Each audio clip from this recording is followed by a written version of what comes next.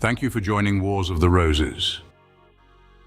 As we continue with Part 5, 9th Degree Select Master 3 from Cryptic Masonry, a Manual of the Council by Albert G. Mackey. The Stone of Foundation. The Stone of Foundation, which in this degree is represented by the altar on which is placed the substitute ark, constitutes one of the most important as well as abstruse of the symbols of Freemasonry. It is true, scarcely alluded to, except in a very general way, in the primitive degrees of ancient craft masonry, but it is peculiarly appropriate to the Royal Arch, and especially to the degree of Select Master, where it is really the most essential symbol of the degree. The Stone of Foundation must, however, be distinguished both in its symbolism and in its legendary history from other stones which play an important part in the Masonic ritual, but which are entirely distinct from it.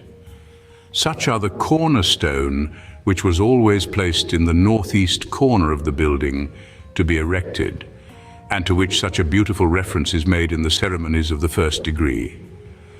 Or the keystone, which constitutes an interesting part of the Master's degree. Or lastly, the capestone, upon which all the ritual of the most excellent Master's degree is founded. These are all in their proper places highly interesting and instructive symbols, but have no connection with the Stone of Foundation, whose symbolism it is our present object to discuss. Nor, although the Stone of Foundation is said, for peculiar reasons, to have been of a cubical form, must it be confounded with that stone called by the continental masons the cubical stone, the pierre cubique of the French, and the cubic stein of the German masons, but which in the English system is known as the perfect ashlar. This has a legendary history and a symbolic signification which are peculiar to itself, and which, differing from the history and meaning which belong to these other stones, particularly connect it to the degree of Select Master. The Stone of Foundation is supposed, in the science of Masonic symbolism, to have been a stone placed at one time within the foundations of the first temple, or that of Solomon, and afterward, during the building of the second temple, transported to the Holy of Holies. It was in form a perfect cube, and had inscribed upon its upper face, within a delta or triangle, the sacred tetragrammaton, or Ineffable Name of God. Oliver, speaking with the solemnity of a historian, says that Solomon thought that he had rendered the house of God worthy, so far as human adornment could effect, for the dwelling of God, when he had placed the celebrated Stone of Foundation, on which the sacred name was mystically engraven with solemn ceremonies in that sacred depository on Mount Moriah, along with the foundations of Dan and Asher, the center of the most holy place, where the ark was overshadowed by the Shekinah of God. The Hebrew Talmudists, who thought as much of this stone and had as many legends concerning it as the Masonic Talmudists, called it Eben Shatijah, or Stone of Foundation, because, as they said, it had been laid by Jehovah as the foundation of the world, and hence the apocryphal book of Enoch speaks of the stone which supports the corners of the earth. The Masonic legends of the Stone of Foundation are very numerous, and many of them contradictory and unsatisfactory. The series of legends, which is now very generally adopted by Masonic scholars, is that which commences with the patriarch Enoch, who is supposed to have been the first consecrator of the Stone of Foundation. This legend in full is as follows. Enoch, under the inspiration of the Most High, and in obedience to the instructions which he had received in a vision, built a temple underground on Mount Moriah and dedicated it to God. His son Methuselah constructed the building, although he was not acquainted with his father's motive for the erection. This temple consisted of 9 vaults, situated perpendicularly beneath each other and communicating by apertures left in each vault. Enoch then caused a triangular plate of gold to be made, each side of which was a cubit long. He enriched it with the most precious stones and encrusted the plate upon a stone of agate of the same form. On the plate he engraved the true name of God, or the tetragrammaton, and placing it on a cubical stone, known thereafter as the Stone of Foundation, he deposited the whole within the lowest arch. When this subterranean building was completed, he made a door of stone, and attaching it to a ring of iron, by which it might be occasionally raised, he placed it over the opening of the uppermost arch, and so covered it that the aperture could not be discovered. Enoch himself was not permitted to enter it but once a year, and on the deaths of Enoch, Methuselah, and Lamech, and the destruction of the world by the deluge, all knowledge of the vault or subterranean temple, and of the stone of foundation with the Ineffable Name inscribed upon it, was lost for ages to the world. At the building of the first temple of Jerusalem, the stone of foundation again makes its appearance. According to the legend, when King Solomon was digging the foundations of the temple, he discovered this stone of Enoch, for which wise purposes he deposited in a secure and secret place, that the Ineffable Name upon it might be preserved for future times. The foundation stone of Masonry appears to be intimately connected with the stone worship of the ancients. History affords abundant examples which prove that the worship of a cubical stone formed an important feature of the religions of the primitive nations. But Cudworth, Bryant, Faber, and all other distinguished writers who have treated the subject have long since established the theory that the pagan religions were eminently symbolic. Thus, to use the language of Dudley, the pillar of stone was adopted as a symbol of strength and firmness, a symbol also of the divine power, and, by a ready inference, a symbol or idol of the deity himself. And this symbolism is confirmed by Fernutus, whom Toland quotes as saying that the god Hermes was represented without hands or feet, being a cubical stone, because the cubical figure betokened his solidity and stability. Profane and Masonic history combined seem to establish the following series of facts. First, that there was a very general prevalence among the earliest nations of antiquity of the worship of stones as the representative of deity. Secondly, that in almost every ancient temple there was a legend of a sacred or mystical stone. Thirdly, that this legend is found in the Masonic system. And lastly, that the mystical stone there has received the name of the stone of foundation. Now, as in all the other systems, the stone is admitted to be symbolic and the tradition connected with is mystical, we are compelled to assume the same predicates of the Masonic stone. It too is symbolic, and its legend a myth or an allegory. The fact that the mystical stone in all the ancient religions was a symbol of the deity leads us necessarily to the conclusion that the stone of foundation was also a symbol of deity.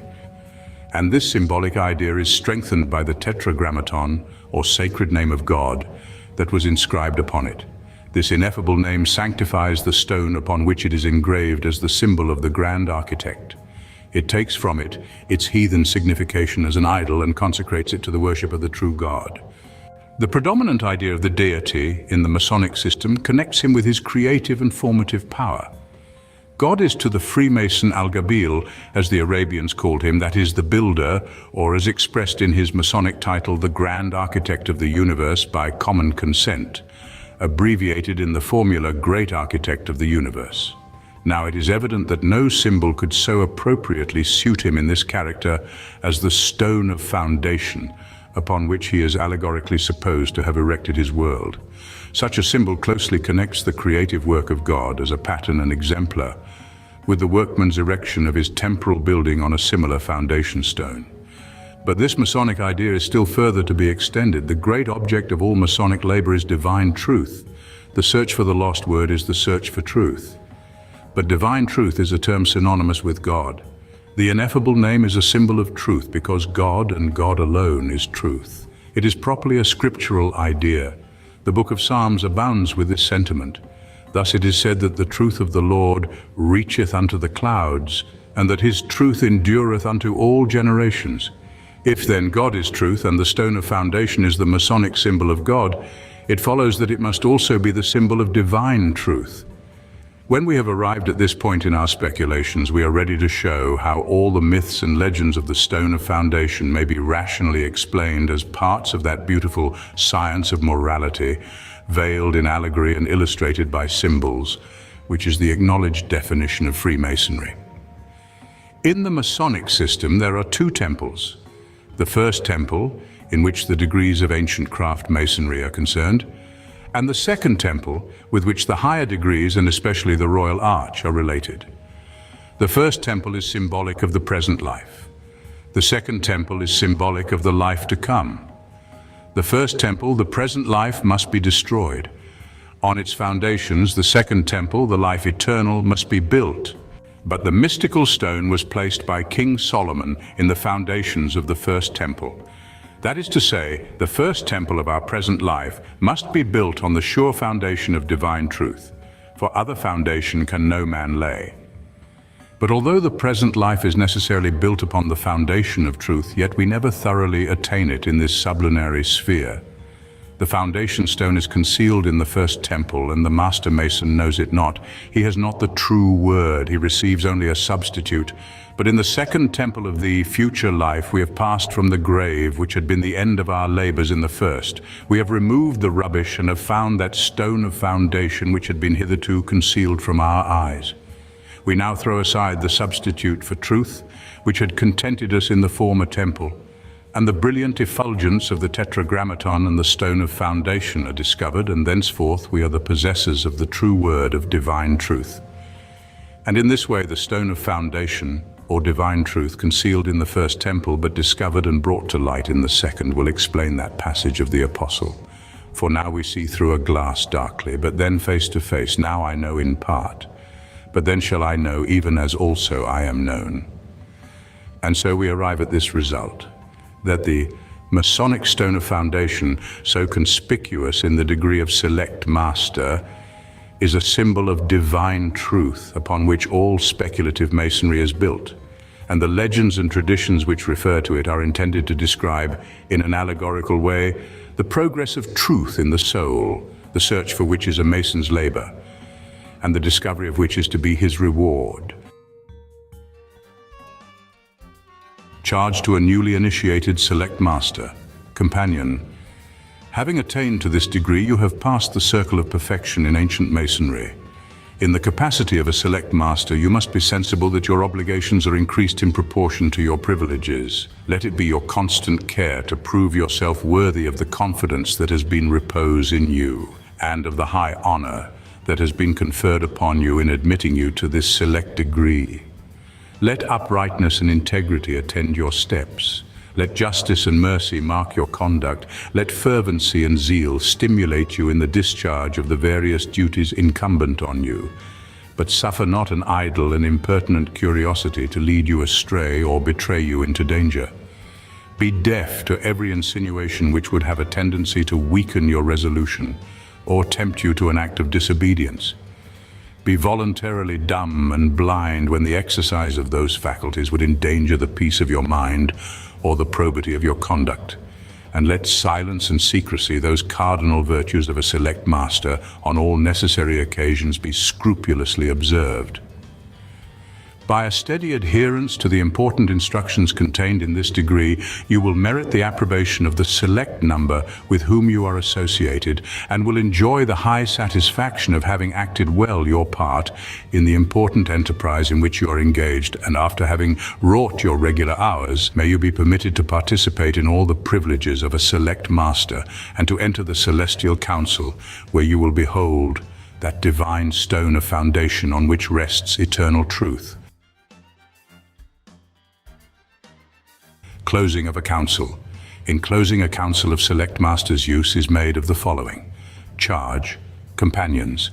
Being about to quit this sacred retreat to mix again with the world, let us not forget, amid the cares and vicissitudes of active life, the bright example of sincere friendship, so beautiful, illustrated in the lives of the founders in this degree. Let us take the lesson home with us, and may it strengthen the bands of fraternal love between us. Unite our hearts to duty and our desires to wisdom. Let us exercise charity, cherish hope, and walk in faith. And may that moral principle, which is the mystic cement of our fellowship, remain with and bless us. Response: so mote it be. Amen. Thank you for watching, and please don't forget to share, like, subscribe, and comment. And if you can, please consider donating to Wars of the Roses. Links to PayPal and Patreon are in the description. Thank you so very much.